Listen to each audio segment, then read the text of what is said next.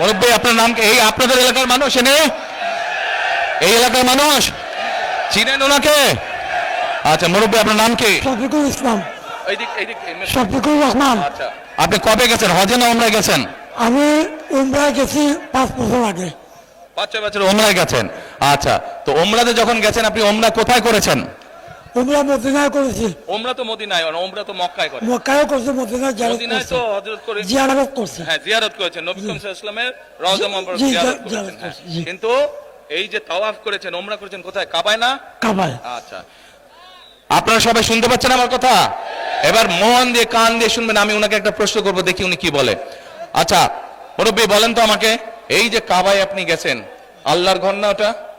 ওটা তো আল্লাহর ঘর। আচ্ছা ওটার মালিক কে বলেন? আল্লাহ। কিসের মালিক? আল্লাহ। দুনিয়ার মালিক আল্লাহ, কাবার মালিক আল্লাহ। কাবার মালিক আল্লাহ, আল্লাহ। দুনিয়ার মালিক আল্লাহ, আল্লাহ আমাদের আর মালিক আল্লাহ। কিসের মালিক আল্লাহ? আমাদের মালিক আল্লাহ, রিজিকের মালিক আল্লাহ, সব কিছুর মালিক আল্লাহ।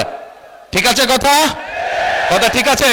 তার মানে এই দুনিয়া, এই যে সূর্য, এই যে চাঁদ উঠবে একটু পরে, চাঁদ সূর্য পৃথিবী যাই দেখি আমরা, সকল কিছুর মালিক কে? আল্লাহ রাব্বুল আলামিন হচ্ছে সকল কিছুর মালিক। আমরা কি দেখছি? আমরা দেখছি ওই যে একটা রাজনৈতিক দলের কথা বলেছি, যাদের ভূমিকা আমরা 50 বছর আগে দেখেছি। আমরা দেখছি এদের কিছু কিছু সদস্য আমাদের নিরীহ মা বোনদের বাসায় গিয়ে গিয়ে, মা বোনদের কাছে গিয়ে কিসের টিকিট বিক্রি করছে?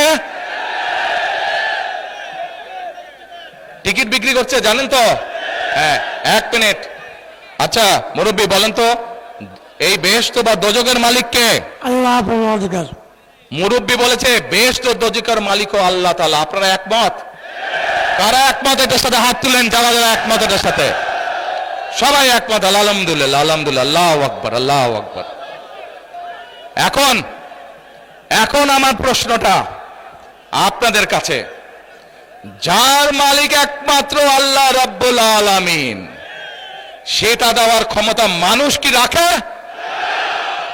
তাহলে যে মানুষ কে বলে বেহেশতের মালিক আল্লাহ তাআলা, দোজখের মালিক আল্লাহ তাআলা, কে কোথায় যাবে সেটা সিদ্ধান্ত একমাত্র আল্লাহ তাআলা নেবে।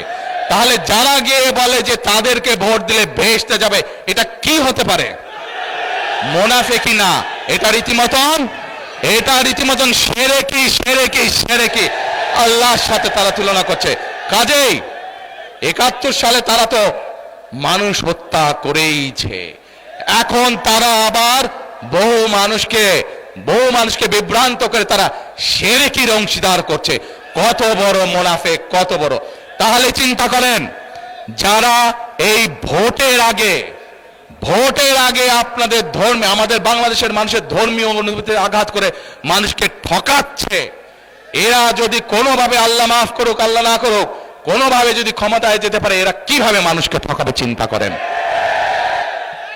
1 মিনিট, কথার যুক্তি আছে কি ভাই? যুক্তি আছে কথার? যুক্তি আছে? এই শিরকিওয়ালাদেরকে, যারা শিরকি করে, এদেরকে বর্জন করতে হবে, মানুষকে সচেতন করতে হবে।